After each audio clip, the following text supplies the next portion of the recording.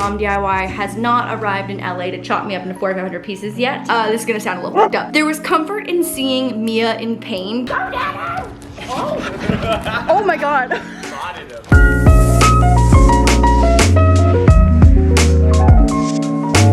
Hi guys, welcome back to the vlog. I am running behind right now, so I'm gonna make this really quick, but we are getting tattoos today, tattoos with an S. I'm getting 2 today. I am going down to Melrose area to meet Mia because she's getting yadded. Like she's getting a shit ton, I think, today, or like maybe just like really big pieces. Not entirely sure what body parts she's doing because she doesn't have a ton of body parts left. Mine are going to be very small and very simple, and I think that I am going first since mine will probably take about 20 minutes and she'll probably be there for the entire day. So welcome to another tattoo vlog. This is tattoo number 7 and 8, I think, for me. We'll get into this when I get home later today, but I feel like I had a tattoo related revelation. I'm worried that my realizations are going to encourage people to get potentially bad tattoos, and so I don't want to be the catalyst for that. So I'm going to carefully choose my words, but also just like walk you through my mindset around tattoos, because I don't know, just like things like kind of shifted for me. So we'll get into that later, but I am definitely a little bit late. So let's head to the tattoo studio.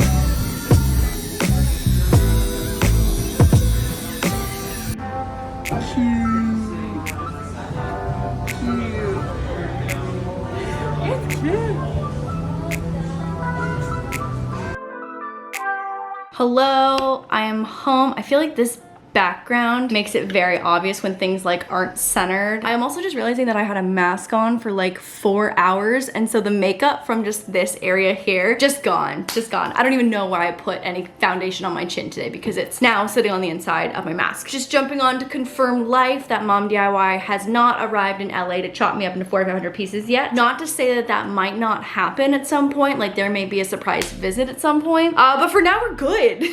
I always text my mom after I get the tattoo before anything goes on social media. I feel like it's the safest. It's the safest path for the least probable death. So hello, I am home. Mia ended up getting 5. She finished her 4th tattoo when I was leaving. I did my 2 tattoos first, and then she got 4 after that, and then I headed home, and I think she's getting 2 more. That bitch is yadded. Oh my god. You know what? There was comfort in seeing, this is gonna sound a little fucked up. There was comfort in seeing Mia in pain getting tattoos, because for some reason I thought that she just like has so many that she just sat there being like, la la la la la la. I kind of envisioned her just like chilling at the tattoo studio, not feeling an ounce of pain, getting like these massive pieces. It just feels like if you can withstand all that, your pain tolerance obviously must be much higher, and I'm just like a baby bitch. And so it was comforting to see that she too felt amounts of pain, varying levels amount of pain during the tattoo, because I was like, okay, you are human, good to know. We do have probably not the same amount of pain tolerance to, let's be honest, the cobras that she has on her back and butt, and just like that's a massive ass back piece. Like there's just no world. So it sounds a little bit messed up, and I'm like, oh, so glad that you were in pain, but comforting to know, but she too feels the pain of a tattoo.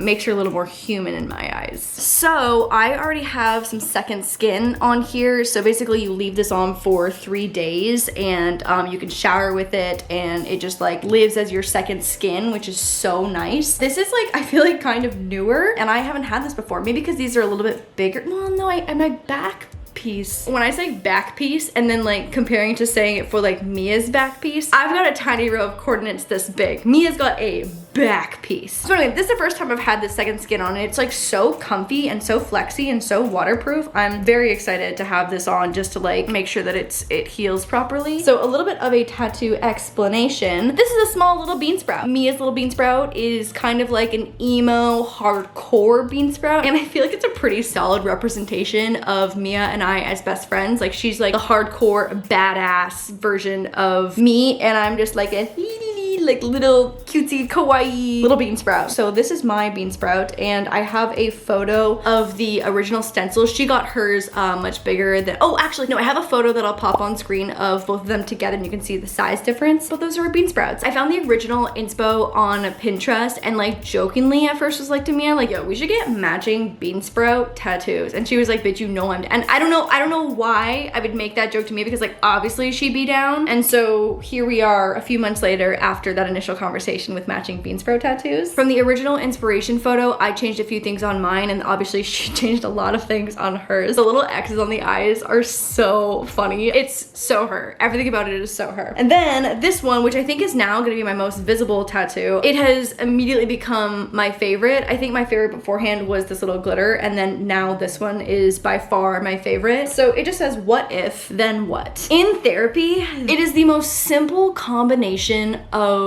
words, and it has changed my life so significantly. And one, I'm just going to explain the meaning behind it, but also two, like this might help someone else that struggles with anxiety or just like generally navigating life. So with my therapist, the way that we break down anxious situations is that I'll kind of desensitize myself to every possible thing that could happen. So it's like, okay, well, like worst case scenario, what if that does happen? And then what? And then what are you gonna do? Okay, and then next step, like, okay, if that happens, then what are you gonna do? Okay, and then if that happens, then what are you gonna do? And realizing that all the steps of that scenario are things that I can acknowledge, things that I probably have bits and pieces of control with, things that I can prepare for. Like breaking down an anxious situation like that, it feels so much more manageable once you've kind of worked out like, okay, what if that happens? And then what? I don't know, I can't even describe how intensely this clicked in my mind for me to, oh God, oh my God. On the podcast the other day, Jeremy and I were trying to think of the word firefighter. We were like, what's the gender neutral word for fireman, firewoman? And I was screaming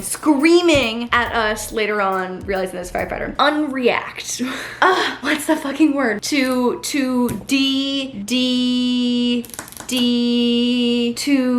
de-escalate. Oh my God, thank God. I literally was about to like pull up thesaurus.com. It has been so effective for me to de-escalate the anxiety in so many different scenarios and situations. It has genuinely changed my life. Like I have spoken so highly of my therapist. So anyways, that was the full-on inspiration behind this one, and maybe someone somewhere will kind of understand and click with that logic, and it can be helpful for you in your life. I literally was about to go take a nap, and I totally forgot that I like wanted to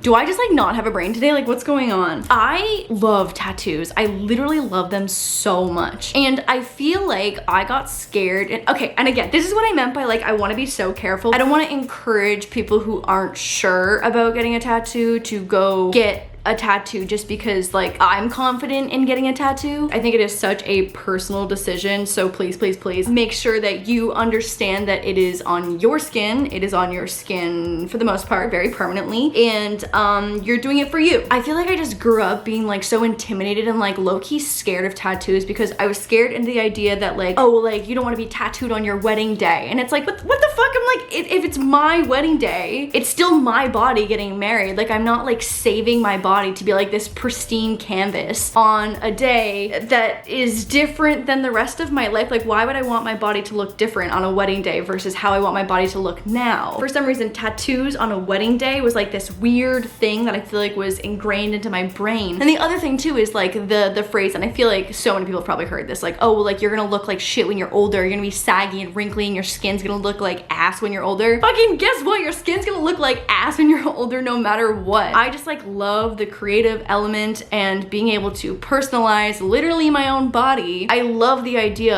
of having the ability to do that and add pieces of art to my body. If my skin's gonna look like ass when I'm 75, like why would I not want my skin now at 27 to look the way that I want it to look? That one in particular, like the moment that I was like, why am I holding back on this because I'm scared of like what my body is gonna do 40 years down the road. I'm in my prime right now. Maybe things are only gonna get better. I think things are probably gonna go downhill from here, just like in all respects of my face and body. But like, does that make any sense? Does that make any sense? My mom's gonna say no, that it doesn't make any sense. Obviously, I take it seriously and understand that when I put a piece of art on my body, it stays there pretty permanently unless you wanna go through tattoo removal, which is definitely very painful, I've heard from friends. But at the end of the day, like one, it's my skin and no one else's skin. And when I choose a piece of art to put on my skin, I'm thinking about obviously the long term of like, okay, do I love this and does this mean something? And like, does this embody something more? And even if it doesn't, like, is this something that I think I'll consistently love forever? Or does it represent a certain point in time? But like, I wanna get art for me right now, not for me when I'm pruny anyways, when I'm in a nursing home. The other big piece, and again, I feel like I'm already gonna have trouble like finding the proper words to express how I'm feeling and what I wanna say, but I guess I just like had this false understanding that one day you just like turn into an adult and it happens overnight and you're like, oh, I turned 25, now I'm an adult, and things just shift. And I can't remember at what age or at what point that I realized like once you know who you are and you know you figured out your personality, obviously things are going to shift and change as you move through different parts of time in your life and different stages. But like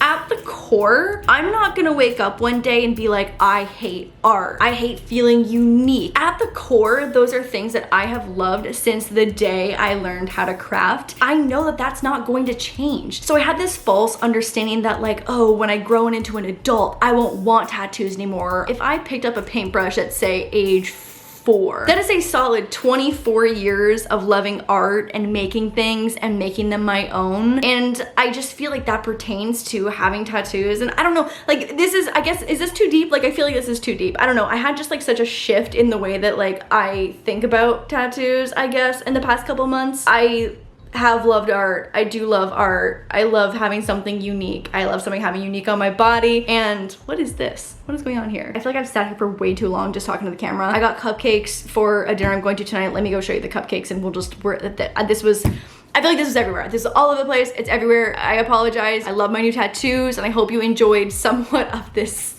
word vomit of explanation of my brain. Ted Lasso season 2 premiere happening tonight, and also a early celebration for Corn Diddy's birthday. So I've got regular cupcakes. These are from Susie Cakes, my favorite cupcake place in all of LA. We've got chocolate, 2 vanilla, and 1 red velvet. And then these are vegan cupcakes because Zach is vegan right now. Gotta be honest, they're doing something weird. They are doing something weird. I don't know what that like wet texture is, but honestly, like in the way of vegan cupcakes, these really look pretty appetizing. A lot of vegan stuff I can't eat because I am allergic to almonds. And I feel like a ton of vegan stuff is almond based. So these are for Zach. Happy birthday, Zach. We love you. We love you, Corn Diddy. And these are for probably the rest of us. Hi guys, it is a few days later and we are having a late pool day. I also, obviously with a new tattoo, can't submerge your arm or like be in a pool or hot tub for like a solid week or so while it's healing. So it's the... But we almost just fell into the pool. He can swim though, so it would have been great. Both of you must just fall in. Did you just fall in? Oh, you're so brave. Moose, you want to be a brave boy? You want to be a brave boy and go to the pool? Moose says, fuck no, I hate the pool. So, I feel like this is not the good angle. So, basically I have second skin on, which is like this sticker, basically, that goes on top of the tattoo so that it can properly heal. So, it looks a little bloody currently, and like not a lot bloody, but like you can see that it looks blurry almost because of the second skin on top of it. But it makes it so much better so you can shower and it just like does its thing and heals, and then it can come off in 3 days. So, not gonna get my arm wet, but going to hang in the pool. Maggie and I also just went to a magazine stand, and I haven't been to a magazine store, like a proper one, like not just the magazine section of a grocery store, in so long. I got so much exciting shit, and Corn Diddy has arrived. Good boy, run around. Yeah. Wow, chaos. Oh my god, our children, our children. Oh my god. Come on, Bo. Yeah. Bossy. Bowie's been taking swimming lessons and Moose is stressed on his behalf. Good boy, Bowie. You want this? Good boy. Who is this swimmy boy? He's like, Yeah. Moose is stressed on Bowie's behalf. I know, he wants to check on him. I know. He's like, you okay, Bo? Yeah, Bossy. Yeah. Oh my god, Bowie, all your swimming lessons have paid off. Look at you go, you little fish. Hi guys, it is the next morning and I figured before I end the vlog, I was gonna do a magazine haul. I mentioned that Maggie and I went to one of those bomb-ass magazine stands and I got so much good shit. There's so many new magazines that like I've just never seen before. They discontinued Nylon magazine, or like they discontinued the print version of Nylon magazine, which used to be my absolute fave. But the first one that I got is a Bitch magazine, just straight up Bitch magazine. Love that. A feminist response to pop culture. Haven't started really flipping through it yet. And then the next one I got is Flaunt, which is like, look at the cover of this. This is fire. I also bought this one. It was $15, but more of a coffee table book as well. I'm gonna be honest, like I'm a sucker for a really good ad. I'm sure this magazine is just like straight up half ads, but like I'm here for it. They're so nice. It's more of like an editorial, like fashion-y magazine, I think. I don't know. I've seen it a few times. Ooh, Sabrina Carpenter. She looks so pretty. Anyways, I'm excited to like flip through this mostly for the photos, if I'm being honest. And then this one, I just discovered and I think I'm gonna be obsessed with it. It's called Monster Children and this is the Jonah Hill guest edit. I'm so excited. The graphic design of this is, I'm doing a terrible job. Doing a terrible job. I can't. I don't know. The photos are so nice and like going to school and having a print degree, like this is a really nice print. I'm excited. So anyways, that is the magazine haul. I realize that I have been a very mediocre vlogger this past week, but as soon as I end this vlog, I'm gonna start a new one. So hopefully we'll have some more like back-to-back vlogs coming in the next few weeks. And then I'll leave for Canada. And I'll probably do one vlog while I'm up at my cottage, I think. Anyways, that's it for this vlog. I will see you guys in the next one and like very much expect me to start this vlog in the same spot and look the exact same. So see you in the next vlog. Bye guys, love you.